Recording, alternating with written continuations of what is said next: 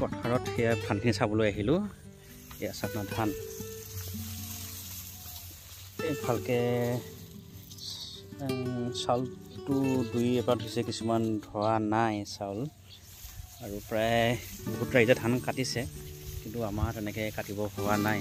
আকৌ হাৰি হৈছে আৰু মাজে মাজে হৈছে, মানে মাজে মাজে কিছুমান ধান পকিছে, কিছুমান পকা নাই, মানে খেলি মেলিকৈ হৈছে। আৰু কঠীয়াখিনিৰ কাৰণে হৈছে। আৰু এইখিনি চাউল আধা ধুইছে আৰু বাকী আছে। আৰু এইখিনি চাউল এইখিনি কাটিব হৈ গ'ল। এইখিনি ধান কাটিব হৈ গৈছে, এইখিনি ধান।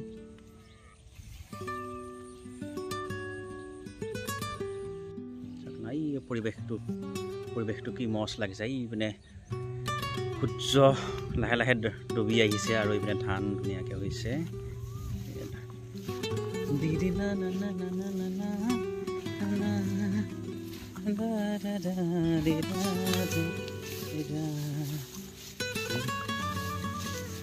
এইখিনি এনেকুৱা মানে ধুমুহা বতাহ হৈ আছে।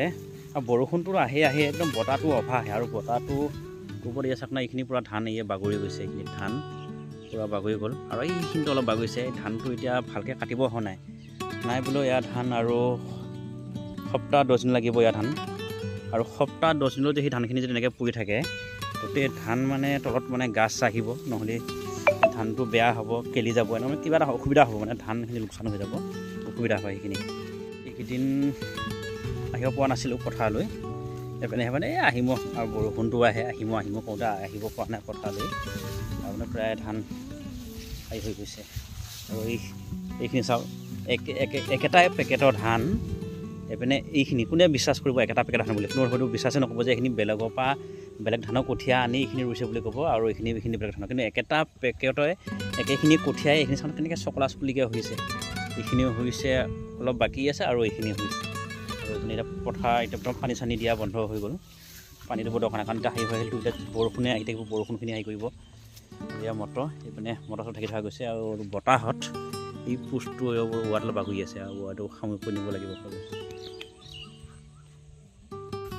যদি ৰ'দটো ভালকৈ হয় আৰু বেছি নহয় 5-6 দিনৰ পিছত ধান কাটিব হৈ যাব। এইখিনি অলপমান বাকী আছে। এইপিনে এইখিনি প্ৰায় হৈ গ'ল। এইখিনি প্ৰায় ধান পূৰা কাটিব হৈ গ'ল, এই ধান এইখিনি।